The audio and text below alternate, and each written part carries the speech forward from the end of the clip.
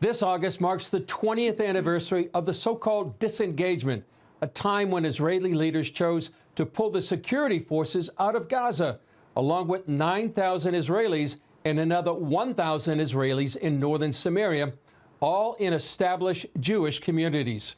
No one who lived in Israel during that time could forget it.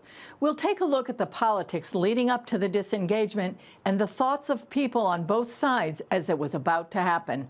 But first, here's the latest from our news desk. Before World War II, the Western countries tried to appease Hitler. Israel Prime Minister Benjamin Netanyahu offers a history lesson on why a two-state solution with Palestinians is a deadly mistake. Well, today the West is telling Israel, just give the Palestinians a piece of Israel and they'll make peace with you. No, they won't. For the last century, they've been offered a state of their own, and they refused because their goal is not to create a state for themselves, it's to destroy the state of ours, the Jewish state. That's their national goal. So we're not going to commit national suicide. The Prime Minister refuses to bow to critics, including a controversial plan to build thousands of homes for Israelis on the West Bank, a move that buries that idea of a Palestinian state and is drawing fire from the UN, which claims it violates international law. Anyone who tries to today in the world to recognize a Palestinian state will receive an answer from us on the ground, in the facts of houses, in the facts of neighborhoods, roads, and more Jewish families building lives.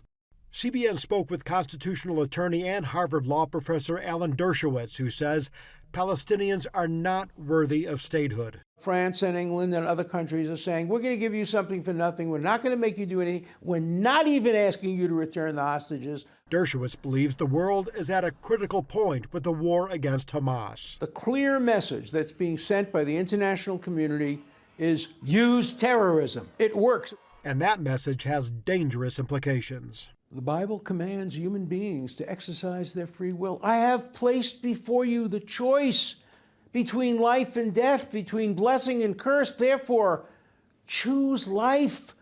And Hamas has chosen death. And the international community has chosen to reward the choice of death rather than the choice of life. Dershowitz recently came face-to-face with anti-Semitism when he says he was refused service from a Martha's Vineyard vendor for wearing a T-shirt that read, "Proud Zionist."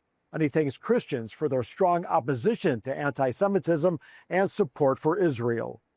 I have to tell you that as important as the Iron Dome is, the Iron Dome of Christianity has probably done more to protect Israel from the oppression and hatred than almost any military weapon. In Jerusalem, Paul Petit, CBN News. If you ask most Israelis of a certain age what they thought about the disengagement, you'll get a strong opinion, especially as we approach the 20th anniversary. We went to the streets of Jerusalem and found plenty of people ready to talk. We'll be rolling in some of these comments throughout our program. Here's a few to start off with. This was a terrible act that Ariel Sharon did in order to save himself from a trial. And because of this, it caused damage. All of October 7th was because of the disengagement from 20 years ago. I'm in favor of the whole land of Israel. It's our land, and we need to do everything to settle here. And if we won't settle here in every place, we won't live here at all. Thousands of Jews died because of the disengagement. I remember people saying it's going to be horrible results for us and all that. And actually I understand, but with the years I figured out what the damage that's bring to us. You know, all the places our soldiers dying today, just give it as a gift on a plate. At that time, we really thought that it's very good to do that because we hoped for the peace will come or something like that. Maybe we'll have some silent borders and something like that. But in fact, I think there will never be a peace between the Palestinians or us. Even though we really wanted, I'm not from the extreme right. I'm a little bit right in my head. I'm not left for sure, but I was willing to give even my house for the peace. But there will be no chance. I thought then that it wasn't good, and now we need to return to there. The moment we give territories there, they are coming for us. It will be the same as it was. The state gave them the place, and afterwards came to take them out, and so what? That's not good. They settled there and made and built and planted and all, and afterwards to go and take them out? If they came to take you out of your home, would you agree?